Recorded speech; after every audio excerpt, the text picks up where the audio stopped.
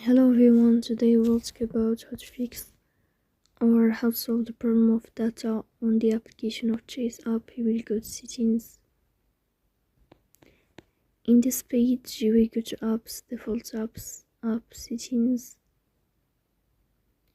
In this list you will search about Chase app. Then we click on first stop and you will click OK. Here you will enter to the window of storage. Then we click on clear cache, but pay attention, don't click clear data because that can delete your account. Here you can turn off your Wi-Fi and you can turn on your Wi-Fi again. So please don't forget to support us by like and subscribe.